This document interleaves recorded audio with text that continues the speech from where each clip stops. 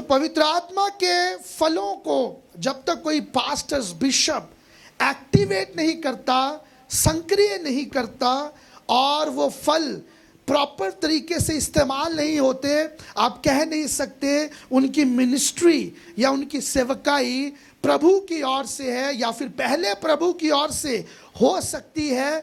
अभी सिर्फ जो उनके फल हैं, जो उनको फल दिए गए थे सेवकाई में इस्तेमाल करने के लिए, पवित्र आत्मा के फल हमारे लिए नहीं है, हमारे पास हैं दूसरों के लिए।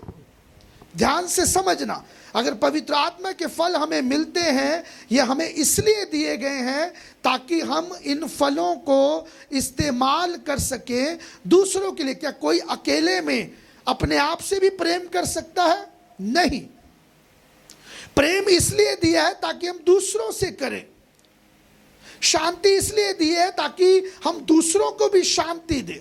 या अगर शांति किसी के अंदर नहीं होगी, वो दूसरे को शांति कैसे दे? तो मैं आपको बता रहा हूं, इन दिनों में खास तौर से यूपी के अंदर, इन एरियाज में, पंजाब में भी बहुत से पास्टर्स के ऊपर अटैक होते हैं, बहुत से पादरियों के ऊपर अटैक होते हैं और बाद में वो कहां पर आकर रुक जाते हैं कि उनके पास लीगल राइट्स नहीं है, डॉक्यूमेंट्स नहीं है परमेश्वर की सेवा, उनके पास प्रॉपर राइट नहीं है। और जब उनको राइट्स चाहिए होते हैं तो वो अपने से किसी बड़े बिशप्स को या फिर पास्टर को जब वो कॉल करते हैं, तो क्योंकि उन बिशप्स के पास, पास्टर्स के पास अब आत्मिक वरदानों की कमी है या आत्मिक फलों की कमी है, या फल होंगे लेकिन वो फल एक्टिवेट नहीं है, वो आगे से क्या कहते हैं, उन छोटे पास्टर्स को जो सेवकाई करना चाहते हैं, उनको एक लंबा चौड़ा फीस का स्ट्रक्चर बता देते हैं। उनको एक एक डॉक्यूमेंट्स के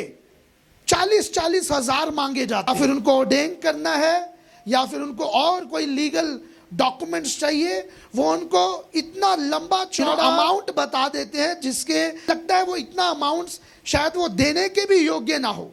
बिशप्स के पास शायद इस चीज का राइट है कि वो लीगल डॉक्यूमेंट्स दे सकते हैं, उस संस्था के पास राइट है कि वो लीगल डॉक्यूमेंट्स दे सकते हैं, पर वो देते क्यों नहीं है? उनसे वो पैसे लेना चाहते हैं।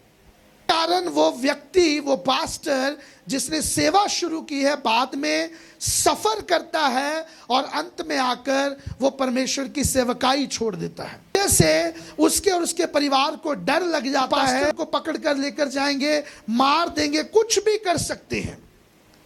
बिशप और पास्टर्स के फल अब एक्टिवेट नहीं है, अब केवल इनके पास एक ही फ्रूट है, वो है द फ्रूट ऑफ मनी।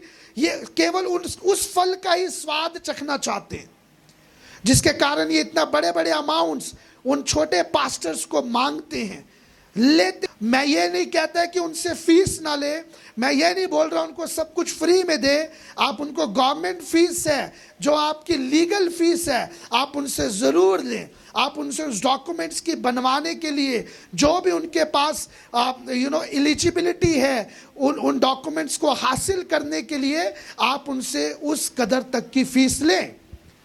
करने के लिए जो डॉक्यूमेंट चाहिए, अगर वो उनको देना, आप उनको इतना लंबा चौड़ा जो फीस मांग लेते हैं, गलत है।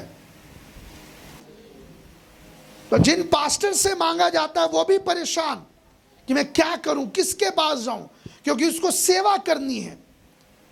क्या करते कोई बिशप या पास्टर एक सर्टिफिकेट बना के दे दे उनको सेवा के लिए, तो क्या यह उस बिशप और पास्टर्स के लिए एक भला काम नहीं गिना जाएगा, एक अच्छा काम नहीं गिना जाएगा प्रभु की नजर में?